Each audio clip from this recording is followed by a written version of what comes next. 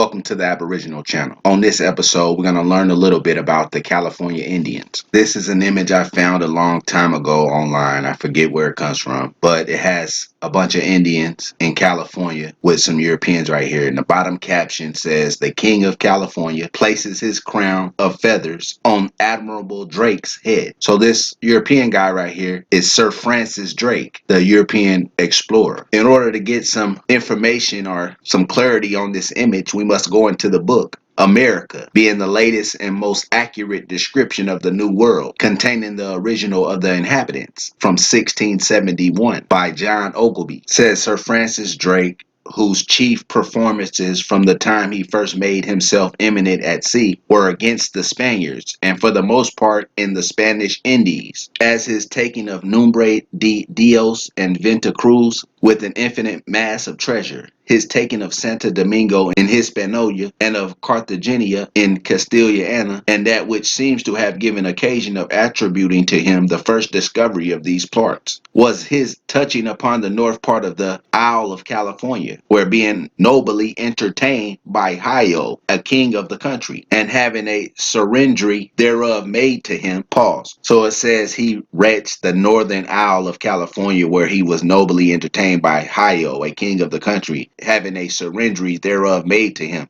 So that depiction of the California king putting the crown of feathers on Sir Francis Drake's head, in the book they're representing that move as a move of surrender. But the California Indians were going at it real tough with the Spaniards. Sir Francis Drake rolled up with his fleet and went at it with the Spaniards. So this California king, presumably Hio, putting his crown on the Drake's head is an act of allegiance, as we learned in previous videos, where when Indians would give Europeans something like their crown or maybe some pearls, that would be them making allegiance with the European, not surrendering to them. But these old books like to sell a narrative, and no matter how much truth I seem to find in them or correlate through them, I always find those lies. For an example, the first 4 words of the caption below right here says "the King of California," but we'll learn later on in some reading that there were many kings, and even in the picture itself there's also an Indian in the background with another crown on his head, indicating that he was a king also. Now it goes on in the book to talk about California, and it refers to it as an island, and that's because the river on its eastern border is so big that they assumed that it was separated from the mainland by way of that waterway, which made them refer to it as an island. But it says, as for the island itself, it is at present little, if at all, inhabited by the Spaniards, whether it be that they want men to furnish new plantations, or that they find no matter of invitation and encouragement from the country, or perhaps that the access there be not so easy, for 'tis reported to be wonderfully well peopled by the natives, and that there were found only upon the coast and along the shore of Mar Vermiglio 20 or 23 nations of all different languages. So from the particular narrations that have been made of the voyages of several eminent persons into their parts, it appears that the Spaniards have taken great pains in the discovery thereof, and also from the several Spaniard names of places that they have had plantations here formerly, however neglected at present. The country is abundantly well stored with fish and fowl, as appears partly by the natives, who take a huge pride in making themselves gay, which means happy, with the bones of the fish, with which they load their ears and sometimes their noses also, and with the feathers of the fowl, which ordinary people wear only sticking about their waist, but great persons, and such as will be fine indeed, beset their heads strangely with them, and have commonly one bunch of them bigger than ordinary hanging down behind them like a tail. Having no knowledge of the true God, they worship what the devil will have them, that is, the sun. Pause. So the California Indians worship the sun. Now we must refer real quick back to the book Atlantis, the Antediluvian World by Ignatius Donnelly in 1882, when it says that the mythology of Egypt and Peru represented the original religion of Atlantis, which was sun worship. So we're going to be finding instances of sun worship religion throughout the Western Hemisphere and also over in parts of Africa. As you see right here, it says Egypt and Peru represented the original religion of Atlantis, which was sun worship. But getting back over here to see what it says about the California Indians.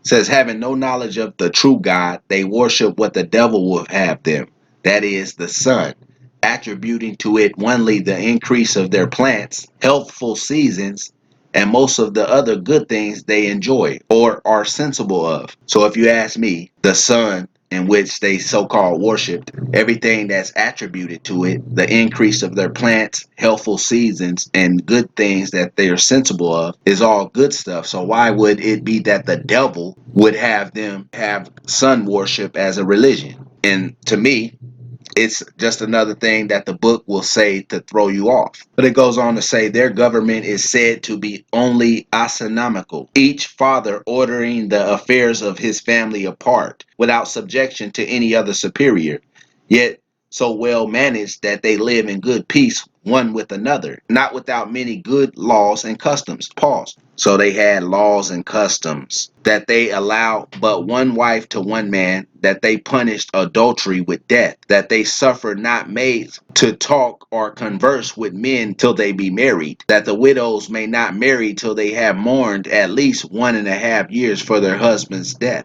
and divers others of like nature, which perhaps, if the truth were known, do more properly belong to the natives of Utopia or New Atlantis than to these of California. So I'm sitting here looking up the New Atlantis, but I can't see anything about it that's real. Well, right here it says New Atlantis is an incomplete utopian novel by Sir Francis Bacon, published after Mr. Bacon's death in 1626. Says Bacon portrayed a vision of the future of human discovery and knowledge, expressing his aspirations and ideals for humankind. The novel depicts the creation of a utopian land where generosity and enlightenment, dignity and splendor, piety and public spirit are the commonly held qualities of the inhabitants of the mythical Ben Salem. Now, the way I relate that to this book, relating that to the California Indians, when it says that they have all these different laws and customs, many good laws and customs, and it goes on to say that others of like nature, which perhaps, if the truth were known, do more properly belong to the natives of Utopia or New Atlantis than to these of California. Since the novel depicts the creation of a utopian land where generosity and enlightenment, dignity and splendor, piety and public spirit are the commonly held qualities of the inhabitants,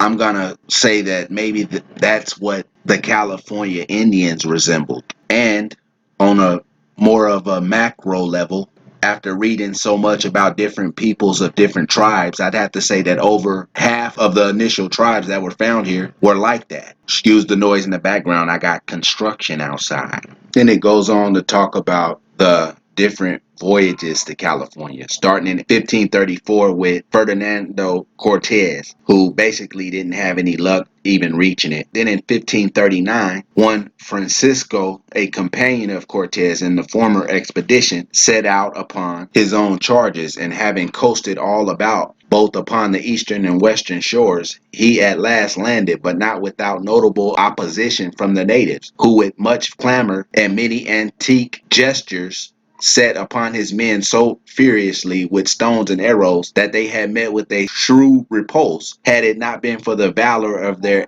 auxiliaries, the mastiff dogs, which it seems they used to carry along with them in those kind of voyages.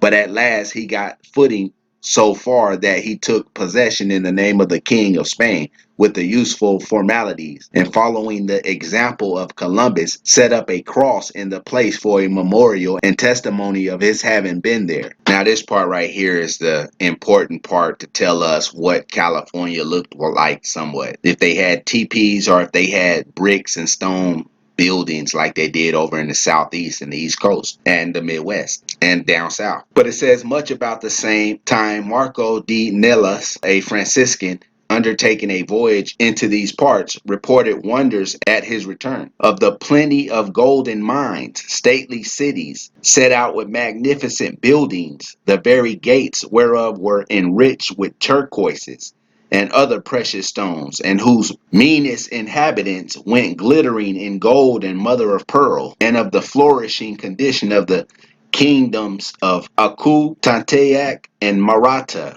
whereupon the governor of New Galicia was sent by then Viceroy of Mexico with great hopes of bringing back a confirmation of these reports. But whether out of spite to be deceived in his expedition or having real cause to do so, he represented all things as mean and despicable, as the friar had proclaimed them rich and glorious. And it says one more attempt was made in the year 1642 by Roderico Cabrillo, who discovered the island of St. Luke, and another called the Island of Possession. And this was the last we hear of that thought it worth while to go an undertaker to these coasts, and were since all undertakers here have been so wholly laid aside, that whatever was once discovered in these parts seems rather to be lost and forgotten than any way improved. So basically, that was 1642. 200 years went by, and in 1849 they had the gold rush, and then the California's Indians went to war, and they basically stayed at war through the 1870s. But they said right here that they had plenty of golden mines, stately cities, set out with magnificent buildings, the very gates whereof were enriched with turquoises and other precious stones, and whose meanest inhabitants went glittering in gold and mother of pearl, and of the flourishing condition of the kingdoms of Aku, Tantayak, and Maratha. So California had kingdoms. Of course, we've heard of the California Queen Califia, and also King Hio right here.